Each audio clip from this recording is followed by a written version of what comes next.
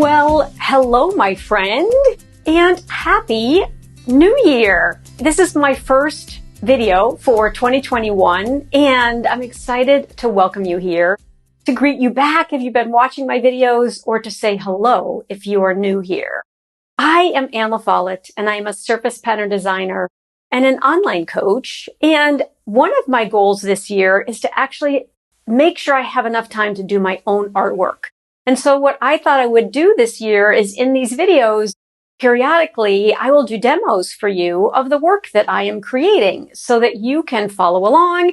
You can duplicate and replicate what it is that I'm doing, or what I am creating, hopefully, will inspire you to create something similar. And the wonderful thing about Adobe Illustrator, which is what I teach in both my free program from Doodles to Dollars and in my paid program, the Pattern Design Academy, is that the artwork that you create, you can then put on products and sell. More about that in future videos. You can also search my channel to find a bunch of videos on the different ways you can make money as a surface pattern designer. But let's jump in to this video, which is going to be a demonstration of a really pretty 2021 illustration that you can then use in a bunch of different ways. So let's jump into the computer together. On screen is what we are going to create together. This actually is my artboard, which is the size of an iPhone 10 screen. I actually have another document open, which is called Winter Sprig Elements. And so these are the different elements that I actually created, and I added color to them. So I'm just going to do a couple of quick examples of how to add color. This is my really pretty color palette.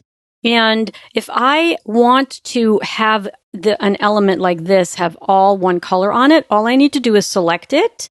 And then I can use my eyedropper tool by hitting I on my keyboard. And do you see my cursor turned into an eyedropper? And it's also selected the sprig. And then let's say I want to color it this color. I just click on it. And then I'm going to go back to my selection tool, which is the black arrow key, and then click away. And you can see that's colored in that really, really pretty gold. Now, it doesn't work that way if you want to color something in like this one, because if I did the same thing here, I select it, I hit I on my keyboard for the eyedropper tool, and then if I click on this color, and then I go back to my selection tool and click away, it's all that gold. And that's pretty, but that's not the effect that I want. If I click back on the this that we're going to duplicate together, you can see that I actually want that element to have a combination of green and red on it. So let me go back to my Winter Sprig Elements. Let me click on this and fix it. So the first thing actually I want to do is not click on it. I want to go to the white direct selection key, and then I want to click on the stems. And now what I need to do is open up my swatches panel, which is over here. And if you don't recognize these icons yet, that's totally fine. Just go to Window and scroll down to open up your swatches. I want that stem to be black, so I'm going to click on black. And then let me go back to my black arrow key. See where my cursor is up here on the upper left-hand corner? I'm going to click back on the black key and then click away. So now this is pretty, but again, this is not the color combination that I created. I wanted each one of these interior bits to actually be green. As with everything in Adobe Illustrator, there are multiple ways to do things. To hit the direct selection key, which is this white arrow key, then to click on an area that you want to color in, and then go to your swatches panel and click on the color that you want. That's one way to fill this in.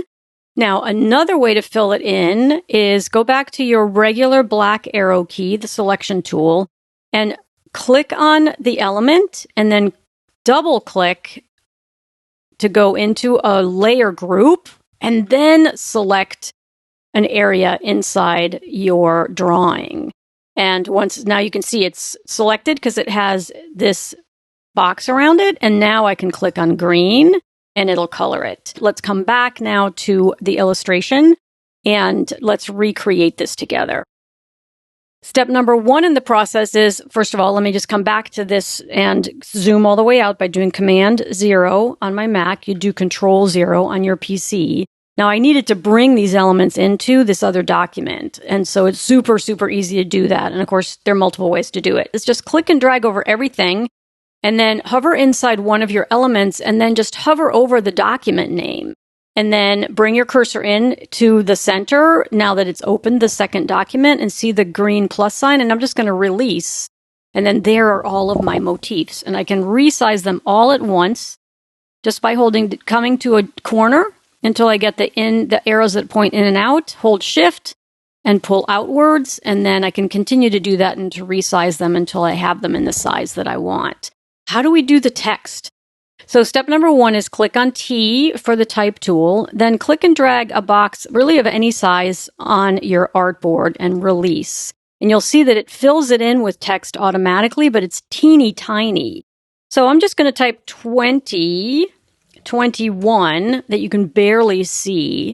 Now it's centered because if you go up here to your paragraph, you can see that I've clicked on Align Center. Now let's go back to the black arrow key. And now what we want to do is change the font. So if you click this down arrow, you have tons of choices. And Adobe Illustrator comes with a ton of fonts, but you can also go to Google Fonts, which has free fonts, and add a bunch of additional ones. I'm going to go to Playfair Display because that's one of my brand fonts. And then I need to make it much, much bigger because 12 font is still teeny. So I'm going to click on the down arrow. I'm going to go to 72 to start. And then I'm going to see how much bigger I need to make it. And since I practiced offline, I know that this is actually 400 pixels. So I'm going to double click on the 72 and put in 400. And then I'm going to hit enter. And you can see it's now the same size. Now, all I need to do to make this the same color is just to come over here. I think it's this gold. The next part of the process is just to bring these little motifs over. I could either bring these guys over, or since I created them all up here, I'm just going to make some copies because I'll show you how to do that. So I'm going to click on the first one. I'm going to hold down the Option on my Mac, or you'd hold down the Alt key on your PC.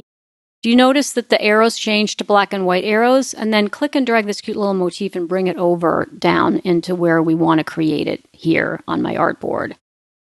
And then release, and then go to the next one. I'm going to hold down Option Alt, bring it down here, decide kind of where do I want it. I want this one to be a little bit higher.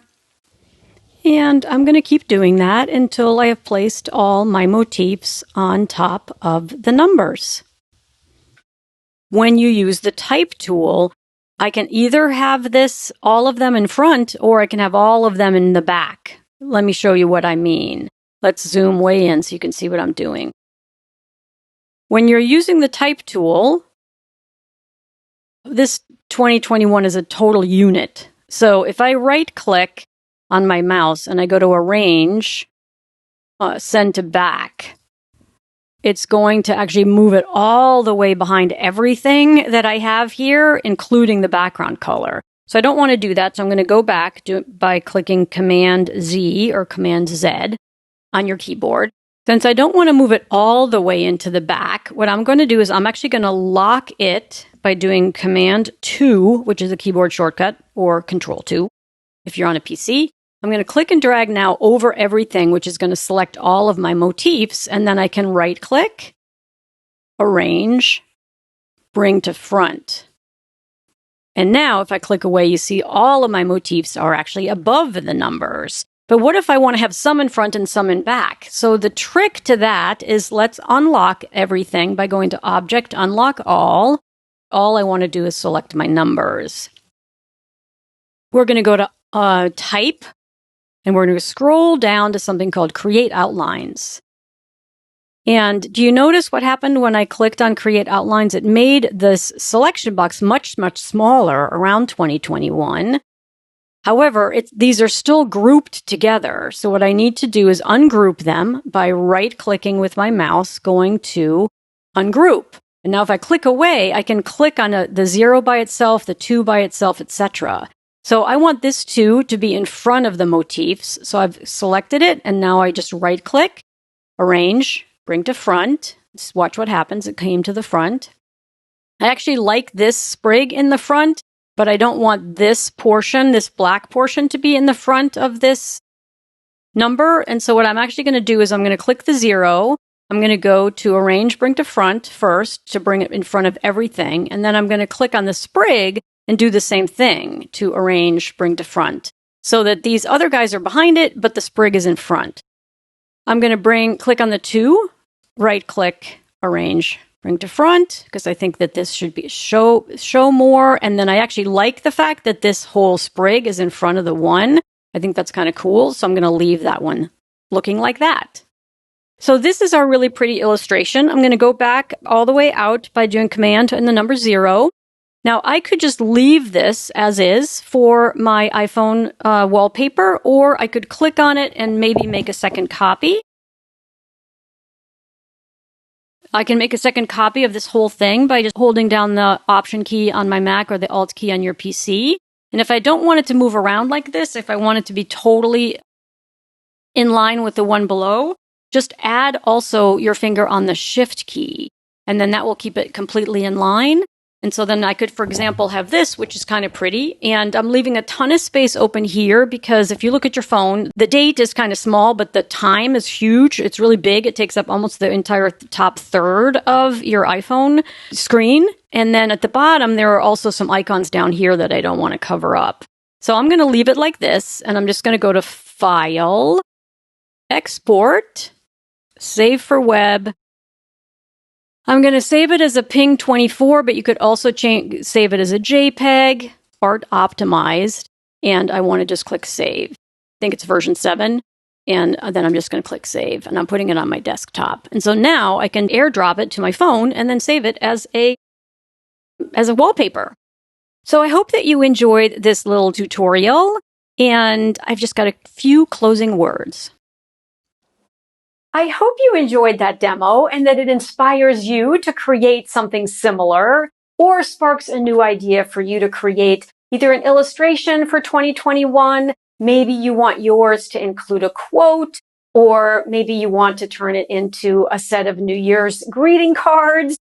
Whatever you decide to do, I would love for you to share it. If you decide to post it on Instagram, please use the hashtag #AnneLaFolletteArt and hashtag Anne's Universe. I always like to say in closing that I am Anne LaFollette, and it's never too late to create. Bye for now, and I'll see you next week. If you enjoyed this broadcast, please go to my website, AnneLaFolletteArt.com. What you see on screen is the cover image that you see as soon as you land on the website. And all the way at the bottom, you can follow me on Instagram at @AnneLaFolletteArt, and there's a link there for you to click on. Also, please subscribe to my YouTube channel, Anne LaFollette, and you can click on the subscribe button and then hit that little bell so that you're notified the next time I have a broadcast for you.